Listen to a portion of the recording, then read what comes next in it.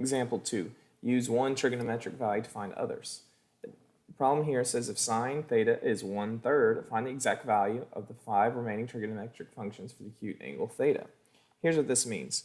Remember our saying psi y cos x tangent is y over x? Well, sine is y. That means it's y over h, which in this case, we already know is 1/3.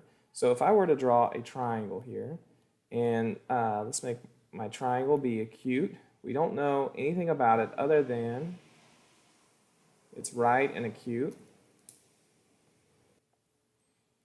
And we also know that we have a y value of 1.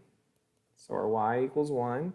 Our angle always goes in the x-axis, and our h is 3. So here's my hypotenuse. So the h is 3. So how could I find my x value?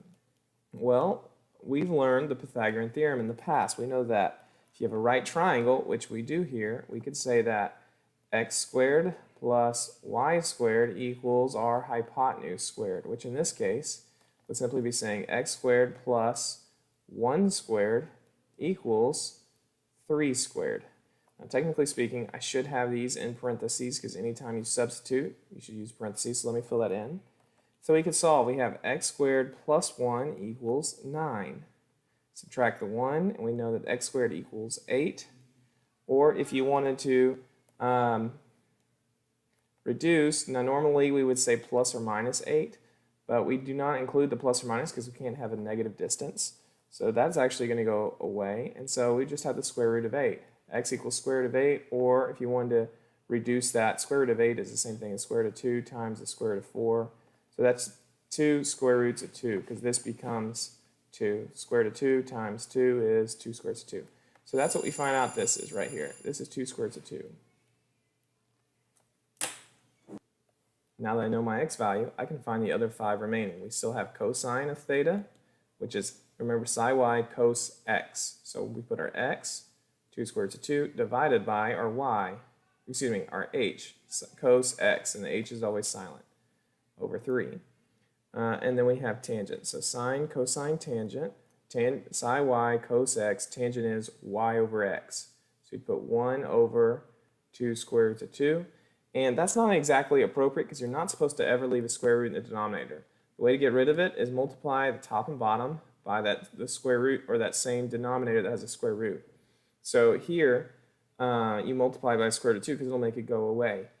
This is called rationalizing the denominator. So what is the square root of 2 times the square root of 2? Well, that's square root of 4, or simply 2. So this is 2 times 2, which equals 4. 2 times 2, which will give us 4. Up top, we'd have 1 times the square root of 2. So all this equals the square root of 2 over 4. Again, square root of 2 times square root of 2 is 2. And that 2 gave me, when you multiplied with the previous 2, gave us 4. So that's our tangent value. Now let's find the other values. They're reciprocals. So we already know what sine is. So if we know what sine is, cosecant should come pretty easy. You just flip it. So instead of 1 over 3, it's 3 over 1, which reduces to be 3. And then secant is a reciprocal of cosine. So we'd have 3 over 2 square roots of 2. And again, I would go through the same process. You multiply the top and bottom by that denominator, which basically means I'm multiplying this by 1, because the square root of 2 divided by the square root of 2 is 1. But it's another way of tricking the equation to make that denominator go away, or the square root in the denominator go away. Square root of 2 times square root of 2 is 2. 2 times 2 is 4. So we get that value. And now finally, our cotangent, which is the reciprocal of tangent. You could take the reciprocal of this, or I'll actually go here because it'll be easier. This would be 2 square roots of 2 divided by 1, which is simply put 2 square roots of 2. And so these would be our 6 values. We'd have 1, 2, 3, 4, 5, and of course the 6th was earlier.